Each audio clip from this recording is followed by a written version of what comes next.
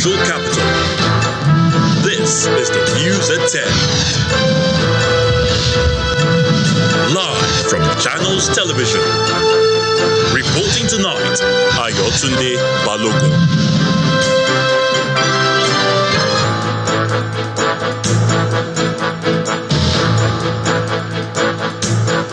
Hello and welcome. Tonight, the Defense Headquarters confirms a terrorist attack on its Borno base, launches an inquiry. Governor Siminalayi Fubara is legally empowered to transact business in Rivers State with only 3 lawmakers, according to the State High Court. Aviation Minister says there is plans to launch a new national carrier before the end of the Bola Tinubu administration. And Justin Trudeau resigns as leader of Canada's governing party after nearly a decade as Prime Minister. On business news, National Bureau of Statistics website remains offline 3 weeks after hack, ahead of inflation data release next week.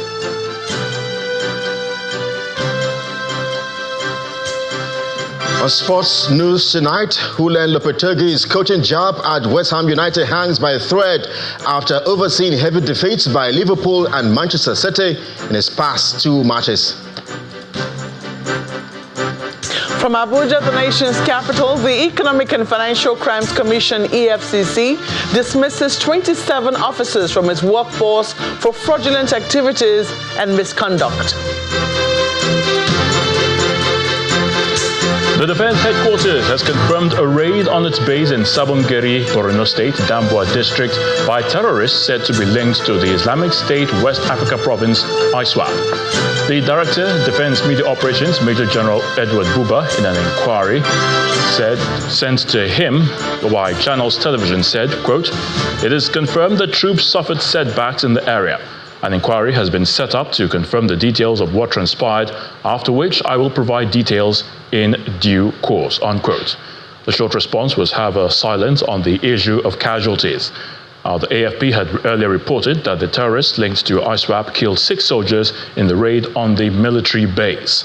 The AFP, quoting 2 unnamed military officers, says that the terrorists launched a pre-dawn attack in trucks and on motorcycles yesterday on the base in Sabongeri in Borno State's Damboa district. The terrorists are reported to have set fire to the base along with army vehicles, allegedly killing the 6 soldiers in the process. A fighter jet deployed from Maiduguri, the Borno State capital, reportedly struck the terrorists as they retreated, resulting in multiple militant fatalities, the destruction of operational vehicles, and their weaponry. Well, the military is, however, yet to confirm the casualty figures.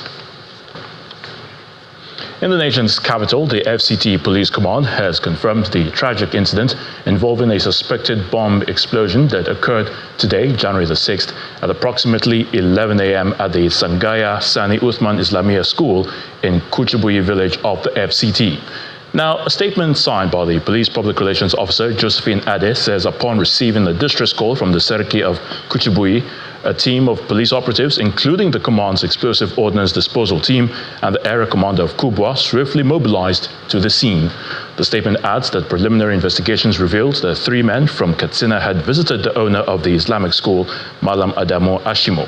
The statement explains that the 3 visitors are suspected of having brought the explosive device with them, as 2 of them died in the explosion while tampering with the IED, that's the improvised explosive device, on the school veranda, while the 3rd man and a female trader who sustained severe injuries are currently receiving treatment under police guard. The statement further adds that Malam Adamu Ashimo, the owner of the school, has been taken into custody for questioning. Still talking security, troops of the 5 Battalion Nigerian Army have neutralized members of a criminal gang responsible for the killing of 4 soldiers and the abduction of 2 Korean expatriates in Kwalabodo, Ahoda West local government area of Rivers State. Now, the incident occurred on December the 12th in 2023, targeting staff of Daewoo Company. In a statement by Lieutenant Colonel Danjuma, Acting Deputy Director, 6th Division, Army Public Relations, Troops acting on credible intelligence conducted a coordinated cordon and search operation that uncovered a cache of arms and ammunition, including one AK-47 rifle, a Fabric National rifle, a pump-action gun, 2 locally made rifles, 3 AK-47 magazines, 1 FN magazine, 3 rounds of 7.62mm special ammunition, and 13 rounds of 7.62mm ammunition from NATO. According to the statement, 2 members of the gang were apprehended during the operation, but while being moved for further investigation, the suspect attempted to escape into the bush. A pursuit ensued, resulting in their neutralization. The 6th Division of the Nigerian Armies also says that criminals involved in such acts would face dire consequences. The division reaffirmed its commitment to safeguarding lives and property in the region and urged the public to continue providing actionable intelligence to aid security efforts. In Taraba State, Governor Abu Kefa says his administration has strengthened security across the 168 wards in the state with other security agencies through the Joint Intelligence Network Traditional Institution and neighboring states. Now, the governor explains that how his administration established legal frameworks, modernized courts, and promoted alternative dispute resolution measures to ensure equitable access to justice for victims. The conflict between farmers and herders in recent years is a recurring decimal in Taraba State, northeast Nigeria, which invariably undermines development in affected areas, leading to several deaths and rendering others homeless. At the Emir of Muri's Palace in Jalingo, the state capital, herders in their number have gathered to appreciate the traditional ruler for appointing one of them as the Serikin Fulani, a move that is considered key to ending the clashes. I consider this appointment as an avenue for me to contribute my little quota towards bringing peace to all the warring communities, not only the Pulbe communities, but including our neighbors everywhere. Receiving the delegation, the Emir of Muri is advocating for improved peace building in the state. If you go to Borno, you go to Sokoto, you hear bandits, Boko Haram, all this. I mean, I have said it and I will continue to say it. Who are these people? How could you say the Kanuri have stood up and they are killing only the Kanuri in Maiduguri? Definitely, these are machinations of the enemies of Africa, and we Africans must wake up to the reality. Governor Abu Kefa believes this initiative have contributed to the progress made in the effort to improve security in the state. Peace is the foundation of progress. We have been able to strengthen security across all the 168 wards, together with other security agencies through the Joint Intelligence Network and expansion of the Taraba State Marshals, while working closely with traditional institutions and neighboring states. Furthermore, in order to respond to the threat of hunger, we have procured 3,500 metric tons of assorted grains and reserved for our citizens. The state government is vowing to ensure robust enlightenment programs and adapt modern agricultural practices to ensure food security and peaceful coexistence between herders and farmers in the state. More on security, and the Nigeria police have paraded a certain man, Ogaga Dixon, a suspected member of an armed robbery syndicate alleged to be responsible for the death of Mr. Hassan Jega, the divisional police officer, Agbaro Division in Delta State. He was allegedly killed on October the 14th, 2024, during a fierce gun battle between a team of police officers he led and the assailants.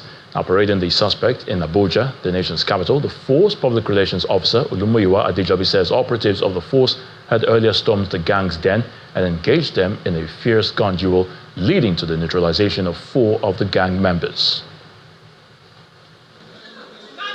It is a harvest of arrests by the Nigeria police as suspected criminals are paraded in Abuja for various offenses.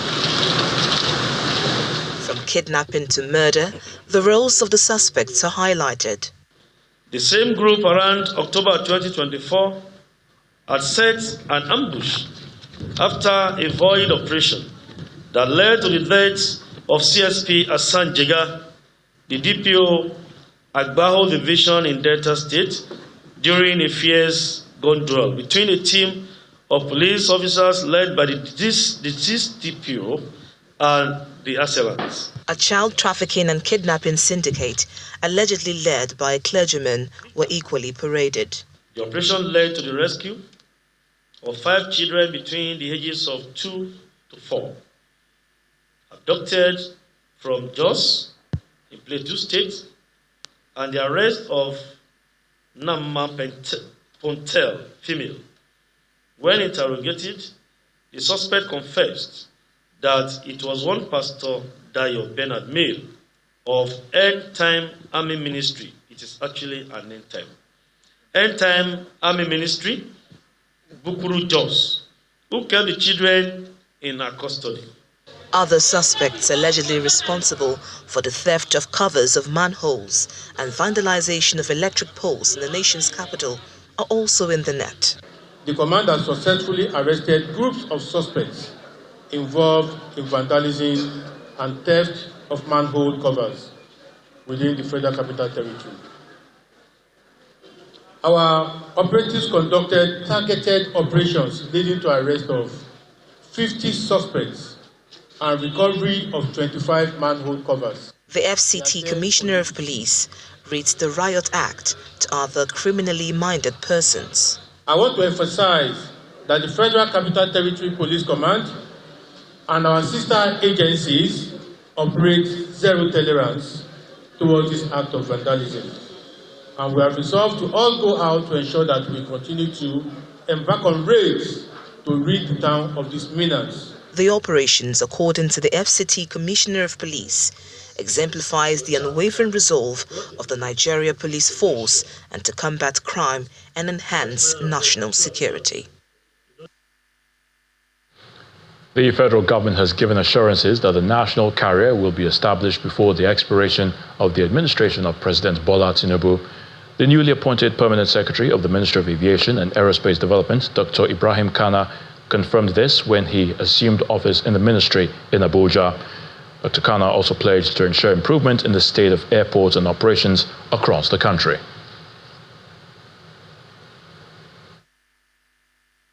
My deployment to the Ministry of Aviation and Aerospace Development is quite timely. And while receiving my deployment letter, I received very clear instructions, very, very clear, with 2 tasks to achieve within this period by His Excellency Mr. President, as well as the Head of Service of the Federation. 1, to ensure that the Air Nigeria comes to be. 2, sanitize our airports across the country. All of us will agree that there is no better time to have an Air Nigeria than now. Therefore, my task, day and night, is to work with His Excellency, the Honorable Minister of Aviation and Aerospace Development, Barrister Festus Keyamo, to achieve the renewed hope agenda of His Excellency, Mr. President, to give birth to what Nigerians are all waiting for, that is Air Nigeria. By His grace, we shall achieve this within this short period of time of the tenure of His Excellency, Mr. President. And at the same time also, to sanitize our airport. Let our airports operate the way airports are operated all over the world. Let our passengers in the airports feel at home to operate and move seamlessly, transiting from one point of the airport to another. Our dream is to give birth to a national carrier within the administration of His Excellency, President Bola Ahmed Tinubu. In part 2, after the break, the River State High Court rules that Governor Siminalayi Fubara is legally empowered to transact business with the 3 lawmakers who have not vacated their seats in the State House of Assembly. Please stay with us.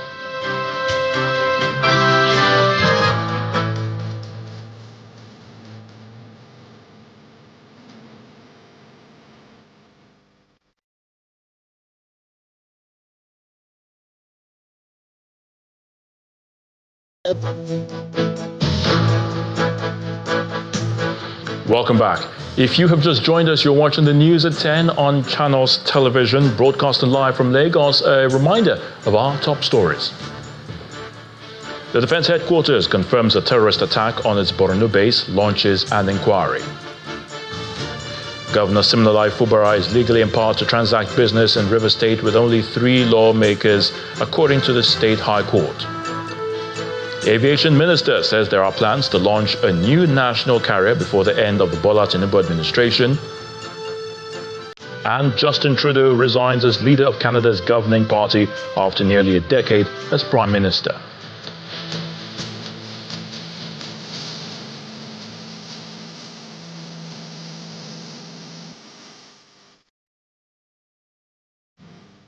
In Delta State, victims of Sunday's tanker explosion in Agbo are counting their losses and calling on the government to come to their aid, as many of them are business owners who were devastated by the tragic event.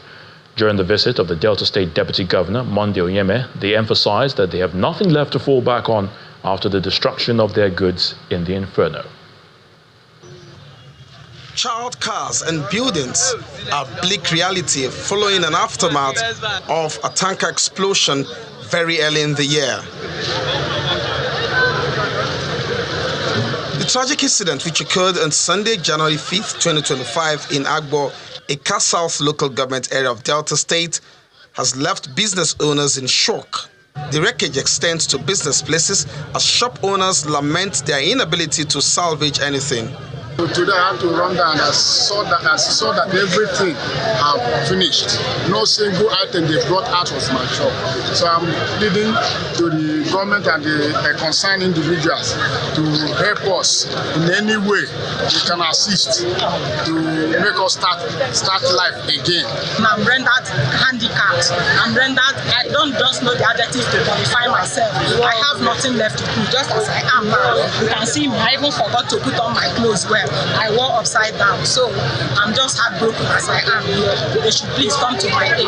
The incident has also caught the attention of state officials led by the Deputy Governor, who brings a message of hope from the state government. The fire service we have here is servicing the entire car, and I know that if well equipped, they can go beyond that. They can actually go beyond that. So we have just one now that is functioning, and I'm sure that this area deserves more than one. If possible, at least 3 trucks, and it will be better.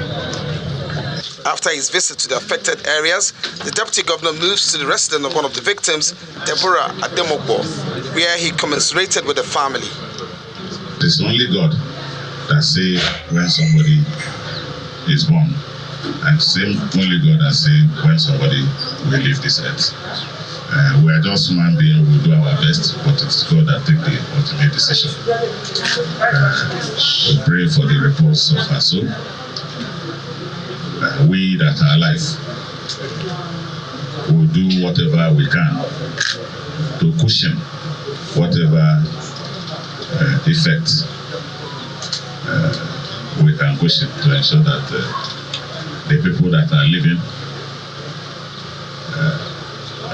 the negative impact will be reduced no matter how small.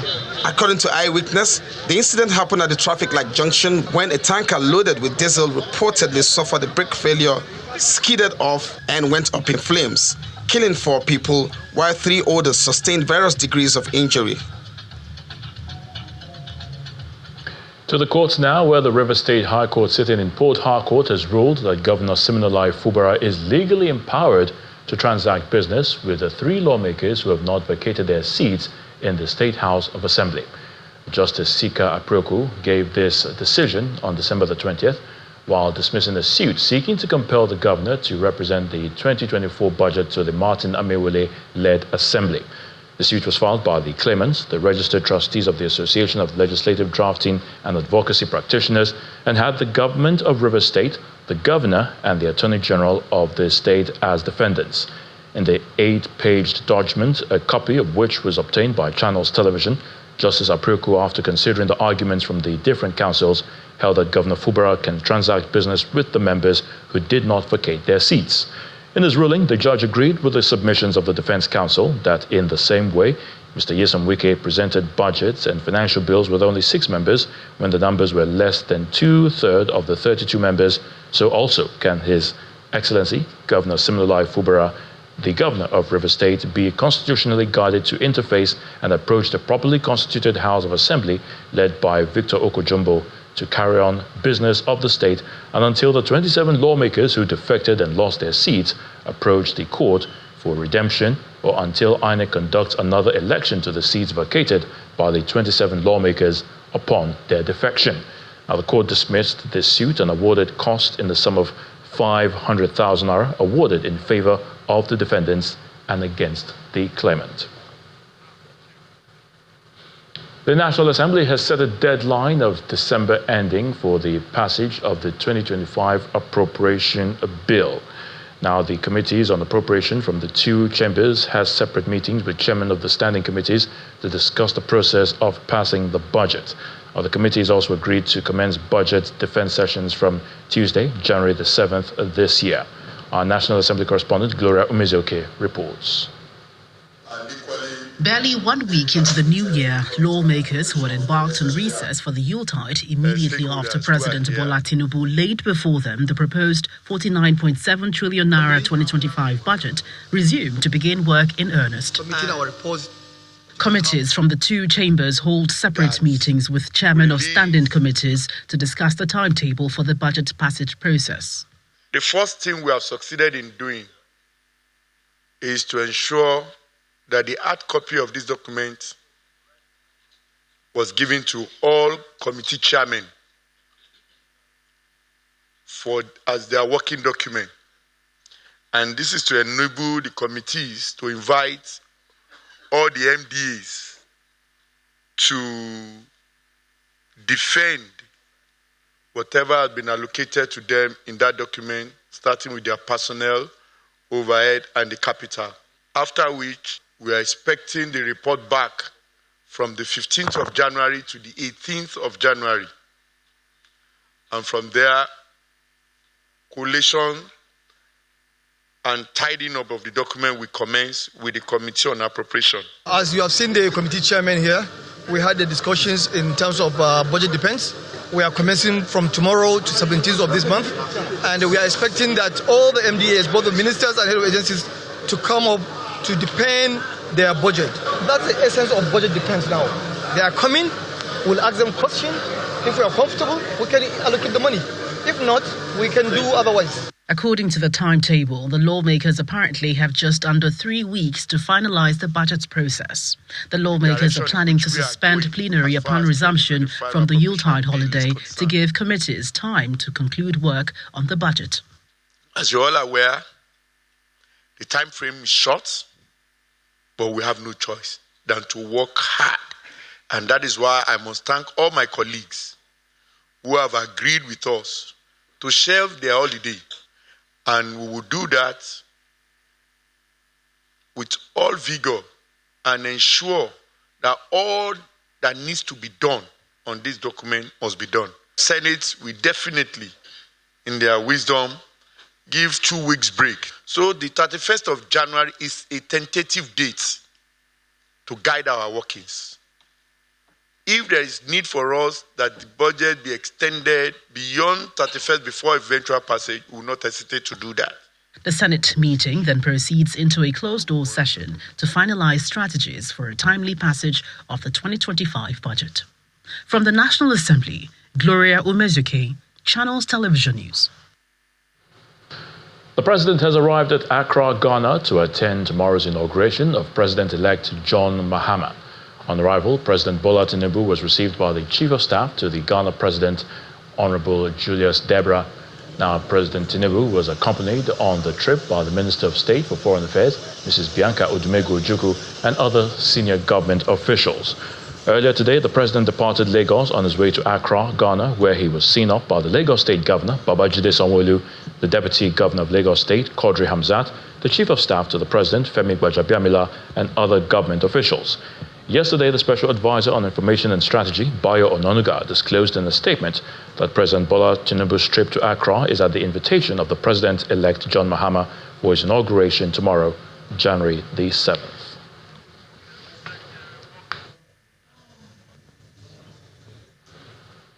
As the Yuletide holiday ends, work has resumed in most offices across the country. From the federal government workers to state government workers and those in the organized private sector, The workers are asking the government to prioritize revamping the economy and reduce cost of food items in 2025. Schools also resumed in most parts of the country. The Federal Secretariat in Abuja comes alive after the Yuletide holiday.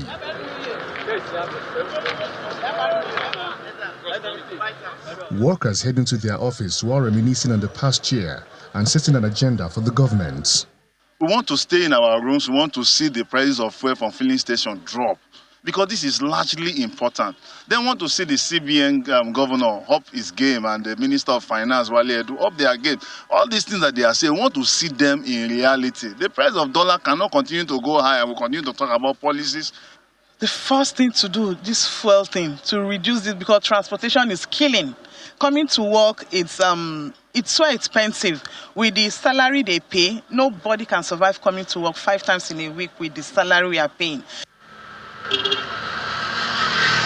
Across northern Nigeria, students are back to school as some states record low turnouts.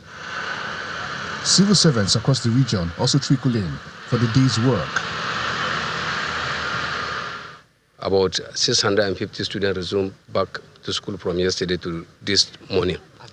Our expectation is more will come in the next 2-3 days, so that lessons will commence earnestly in the school.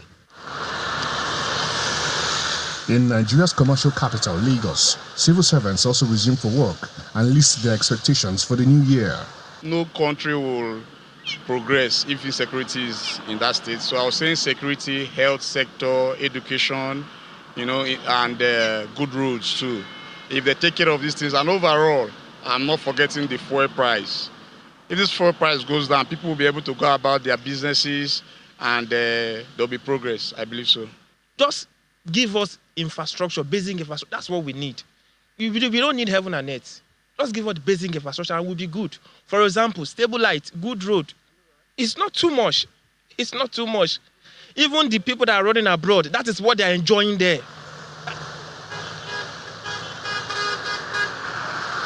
Across other southern states, workers in various government offices are back to work. They also have their expectations for the new year.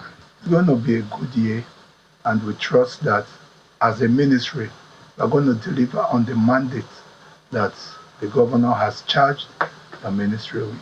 There's a lot already on ground for us to run with. We deal with health interventions, so there's a lot already on ground for us to do as a board. So my expectation is going to be a great year. I'm pleading on the government, both the state government and the federal government, to please make policies that will benefit the people, and then look at the plight of the people and make sure their sufferings are alleviated this time around, at least in the aspect of fuel price. They should look into all those things, cost of goods and services at the market and all this. Nigerians are hoping that the government will make good their promises to improve the standard of living in the country in the new year. Still ahead on the news at 10, National Bureau of Statistics website remains offline 3 weeks after hack ahead of inflation data release next week.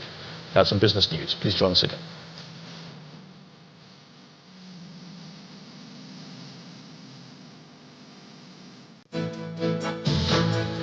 Welcome back. Now in Enugu State, where Governor Peter Mbah has assured the people of his commitment to transforming the health sector in the state. Now, the governor made this known at the New Year service to mark the beginning of official activities in Enugu State. According to Governor Mbah, there would be no slowing down in completing critical projects in other sectors, including transport, education, and security.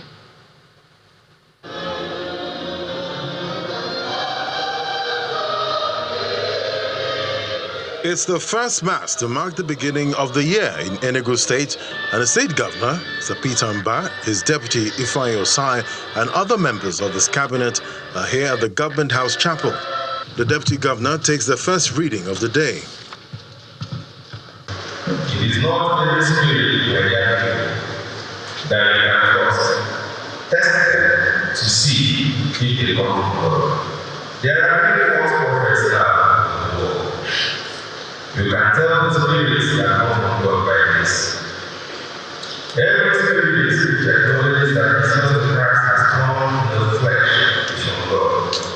But any spirit which will not say this of Jesus is not from God, but is the spirit of Antichrist, whose coming we are warned about.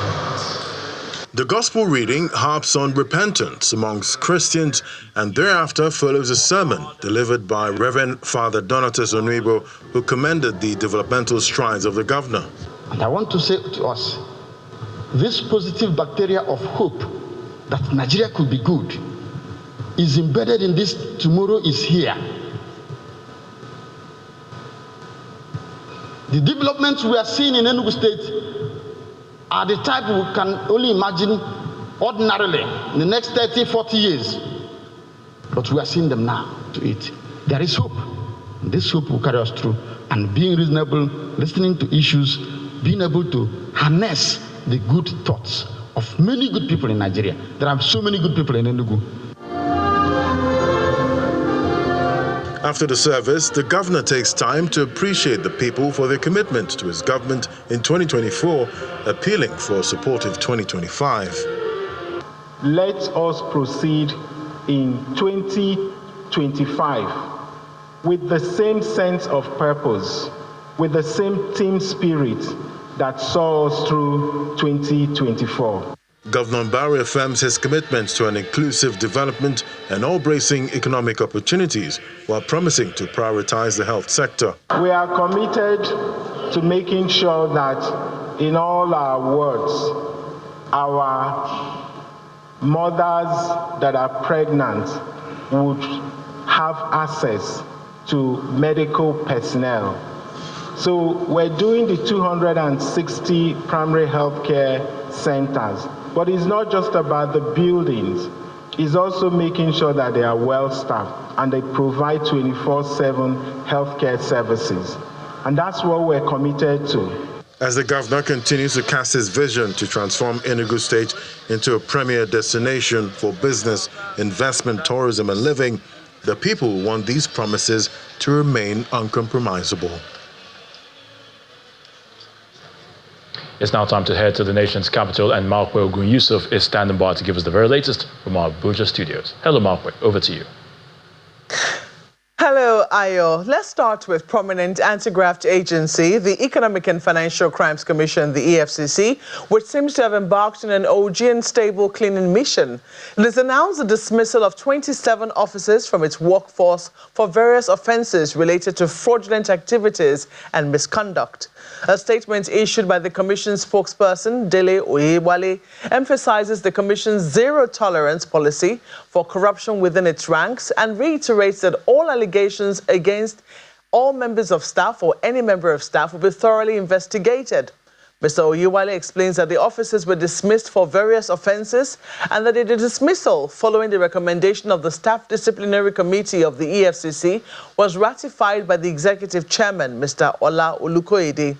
The statement adds that every speck of allegation against any member of staff of the Commission will always be investigated, including a trending $400,000 claim of a yet-to-be-identified supposed staff of the EFCC against a sectional head.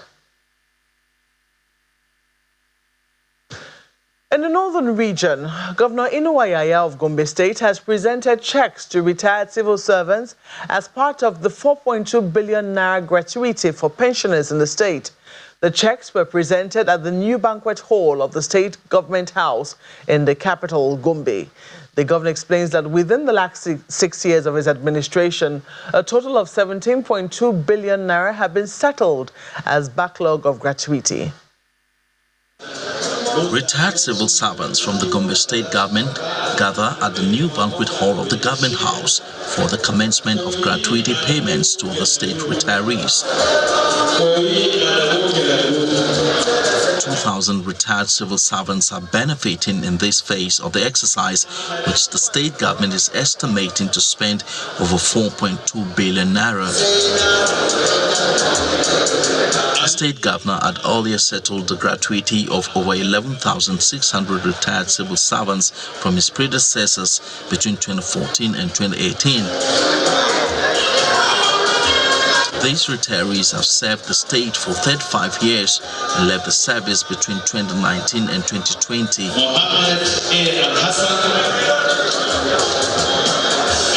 Governor Yaya explains that his administration has always put its money where its mouth is by reducing over 21 billion naira in outstanding gratuities inherited from previous administrations.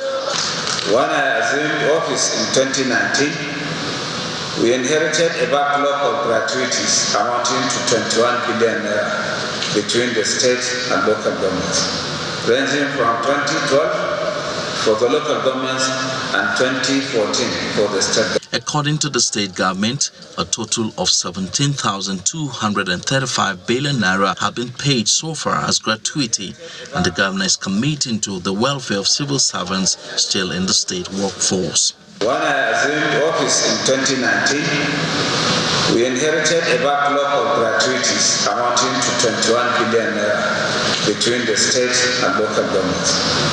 Most of the beneficiaries hailed the governor's decision to pay gratuities inherited from previous governments. It's much considerate, unlike the other people that have been delaying so many things. This is the kind of leader who we are very, very proud of him. He has done justice to everybody, not even us.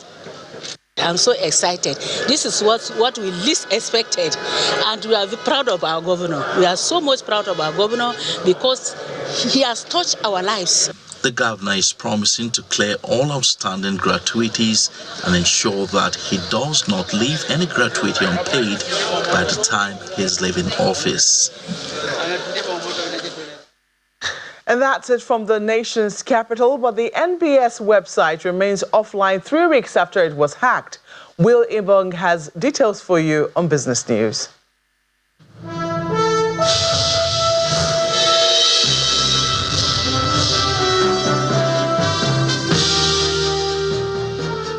Thank you, Maukwe.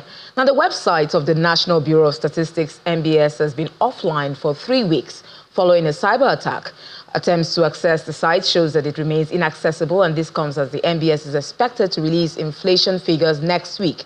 The NBS confirmed the hack on December the 18th last year, advising the public to disregard any reports published on the website until it is restored. The breach occurred shortly after the NBS reportedly published its Crime Experience and Security Perception Survey, which includes claims about ransom payments, a report the NBS has denied publishing. Meanwhile, since the confirmation of the hack, the NBS has not provided further updates on when the website will be operational again or any steps taken to resolve the issue. Now, the Yuletide celebrations may be over, but the cost of major food items in the markets, most parts of the country, remain on the high side within the first week of the new year. This comes amid the expected impact of the 180-day tax waiver on food imports, which was announced by the federal government in the middle of 2024, as well as the drop in petrol prices by the NNPC, Dangote Refinery, and other major petrol marketers across the country. In this report, we examine the reaction of food commodity vendors to these announcements and their expectations for the prices in the new year. Nigeria's food market has demonstrated resilience throughout the years in the midst of economic headwinds, such as inflation and supply chain disruptions facing the country. At the popular Mile 12 market, known as the vegetable hub of West Africa, some of the vendors acknowledged that while there has been a reduction in the prices of ingredients such as tomatoes and pepper, high cost of transportation still poses a major challenge for both farmers and vendors. The cost of fuel price, definitely, I will tell you that it is not reduced from what people are expecting. And it is one of the reasons, or one of the major problems that we businessmen are facing, especially we are supplying food from various places across the board, across the country, supplying food items from northern part of the country to the southern part of the country. Elsewhere at the Daleko market in Mushin, the report is quite similar, with many vendors lamenting the impact of the subsidy removal while citing that they have not felt the impact of the 150-day duty-free import window for food commodities by the federal government, particularly on some staple items. When we talk of tax on any food commodities, is a lie. There's nothing like that. All food are so expensive. If you want to discover my lie, you can go to companies. A lot of companies that used to give their customer half bag, one bag, they cannot be able to afford it. However, renowned economist and CEO of financial derivatives company Bismarck Rewane explains the factors delaying the impact of the import waiver announced by the federal government, as well as the reduction in petrol prices. In spite of the duty waiver, we have not seen that reflect in domestic prices yet. But one of the major reasons that were given for prices declining was consumer resistance, and that the consumers are pressed by income. One, they spent all of their money in December for Christmas, so they have little or no money left. You will not see this begin to reflect until you see the January inflation. The inflation numbers that are coming out in the next week or so will be for December inflation. The January inflation numbers that will come out in February will now begin to show a sign of moderation in those prices. It's just a few days into the new year 2025, and Nigerians are optimistic that the cost of food items will become more affordable in the coming months, as they expect that government's latest initiative and lower fuel prices will drive down costs eventually. Now, from the commodities markets, we head to the domestic equities markets, which opened the first full trading week in January with bullish sentiments as investors continue to scamper for insurance stocks. John Mekwa tells us more.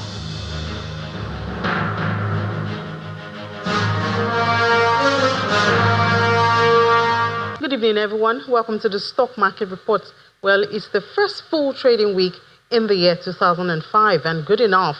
We have a positive market today. It doesn't matter how small the figures have kept the NGX in the green zone. And so we see from First Bank Holding of Nigeria down to Access and Zenith, they were able to push the banking counter into the green zone and staying right there. So we see at the close of trade at the sectors, just the banking was able to stay in the green. It's up 0.74%, an impressive one at that, while consumer goods and oil and gas couldn't make it through. Profit taking is back on that. Dangote Sugar especially drove this down, while oil and gas was slightly down right there because of O&O. And of course, this shows in the oil share. The oil share has been able to retain the green color.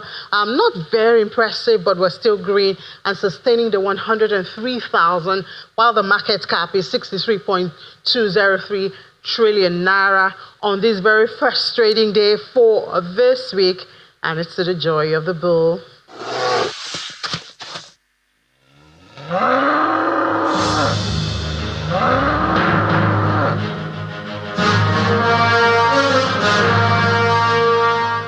Thank you, Ini. Now let's get a snapshot of closing numbers for other major stock markets.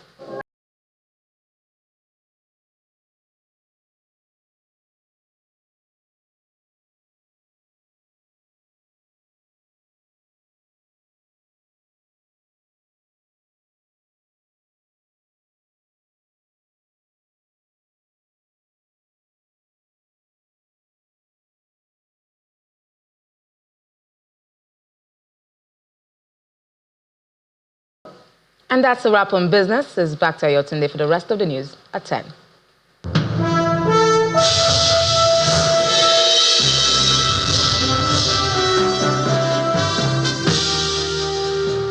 Thank you so much, Will. Justin Trudeau has resigned as leader of Canada's governing party after nearly a decade as Prime Minister. Trudeau said in a news conference that he will stay on as Prime Minister until a new Liberal Party leader is chosen. Here's Simon Pusey with more international news in Around the World in 5. Good evening and welcome to the channel's studios here in London with your international news around the world in 5. A huge winter storm has brought heavy snowfall and freezing temperatures to the east coast of the United States, as a state of emergency has been declared in 7 states. In Washington, D.C., isolated areas could see up to 16 inches of snowfall, according to the National Weather Service, as Maryland is also facing a major impact from accumulated snow. More than 1,300 flights have been cancelled. Forecasters say the extreme weather is caused by a polar vortex, an area of cold air that circulates around the Arctic, bringing cold weather to the central United States. A senior Hamas official has shared a list of 34 hostages that the Palestinian group say it is willing to release in the first stage of a potential ceasefire agreement with Israel. It is unclear how many of those named remain alive. All but 2 were captured during Hamas's attack on Israel on the 7th of October. The ages of those on the list range from just 1 year old to 86. The Israeli Prime Minister's office denied reports that Hamas had provided Israel with a list of hostages. A woman has died from injuries sustained after a man drove a car into a German Christmas market last month, bringing the total death toll from the attack to 6. Prosecutors said the 52-year-old died in hospital 2 weeks after the car ploughed into the packed market in Magdeburg. At least 299 people were injured in the attack on the 20th of December, according to the latest figures from the Interior Ministry of Saxony-Anhalt. British Prime Minister Sir Keir Starmer says that people spreading lies and misinformation online are not interested in supporting those affected, but only interested in themselves. The Prime Minister was responding to a question about Elon Musk's recent attacks on his handling of child rape cases, although he did not criticise Musk individually. The Tesla CEO, a close ally of US President-elect Donald Trump, last week backed calls for a national inquiry into the handling of cases of rape by men of Pakistani heritage of underage girls by the government's prosecution service, which Starmer previously ran. A 2014 inquiry found at least 1,400 children had been subjected to sexual exploitation in Rotherham in the north of England between 1997 and 2013. Those that are spreading lies and misinformation as far and as wide as possible, they're not interested in victims. They're interested in themselves. And those attacking Jess Phillips, who I'm proud to call a colleague and a friend, not protecting victims. Jess Phillips has done 1,000 times more than they've even dreamt about. Nippon Steel and US Steel are suing the US government over blocking a takeover, claiming that President Joe Biden ignored the rule of law to gain favor with trade unions. The two companies also alleged that President Biden, who is entering the last weeks of his administration, stopped Nippon Steel buying US Steel to pursue his own political agenda. On rejecting the proposed deal on Friday, President Biden said a strong domestically owned steel industry was essential for national security and resilient supply chains, including for the car and defense industries. If the $14.9 billion deal goes ahead, it would create one of the world's biggest steel companies outside of China. And Orthodox Christian believers jumped into the chilly waters of Istanbul's Golden Horn on Monday to mark Epiphany Day, one of the most important celebrations of the Orthodox religion. The swimmers tried to retrieve a wooden cross which is thrown into the waters by the spiritual leader of the world's Orthodox Christians as part of the ritual commemorating the baptism of Jesus in the Jordan River. The cross, which is blessed by the priest, is believed to bring good luck for the new year to those who retrieve it from the water. And that's your international news around the world in 5. Now back to the Channel's studios in Lagos.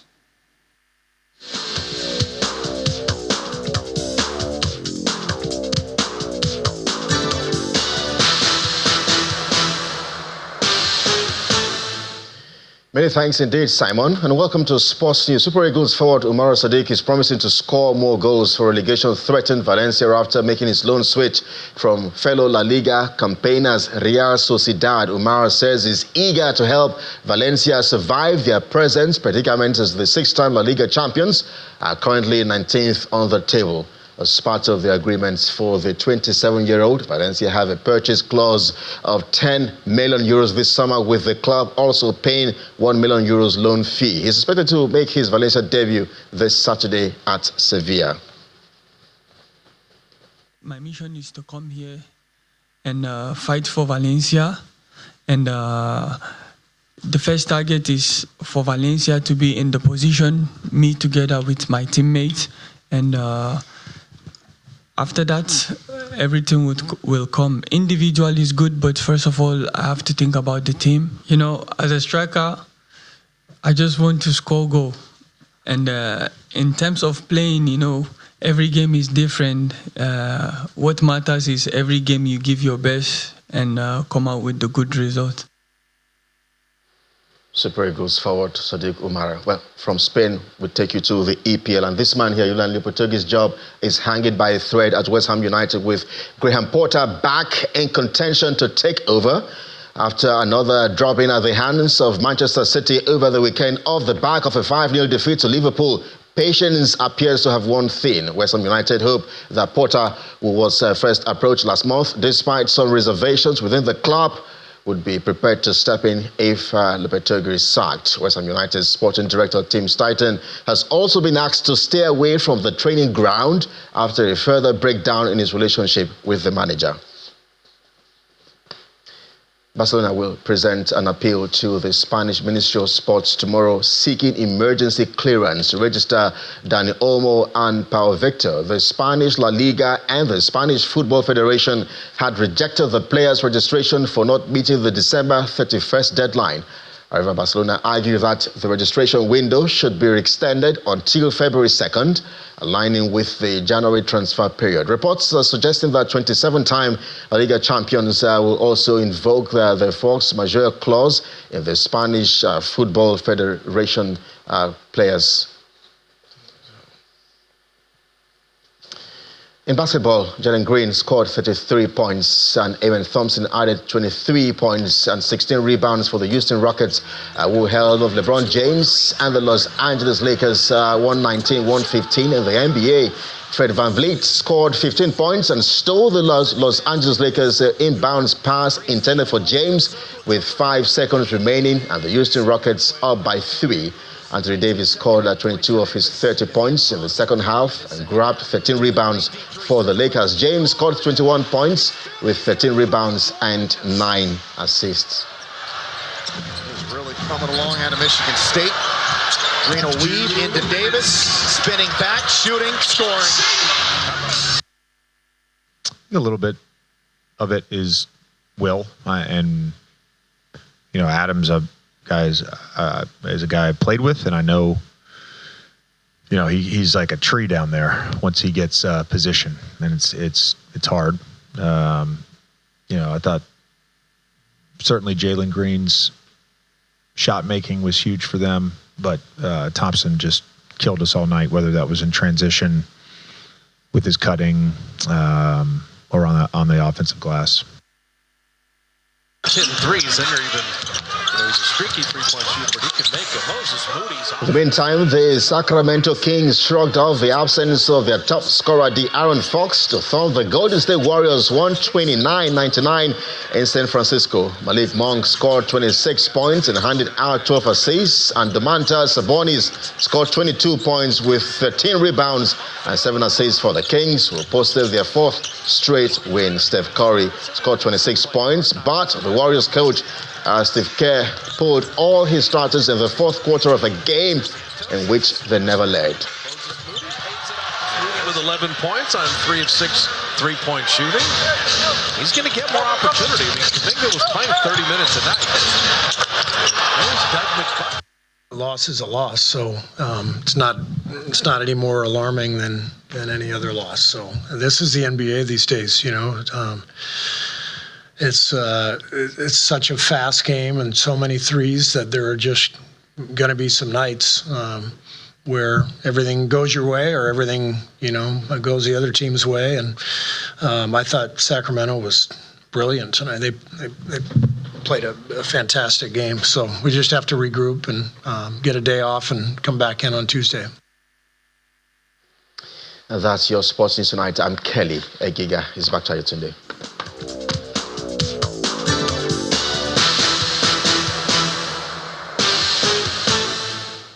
Many thanks, Kelly. And the main news again.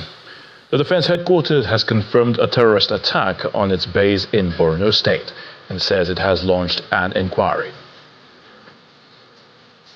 And Governor Siminalayi Fubara has been legally empowered to transact business in River State with only 3 lawmakers, according to the River State High Court.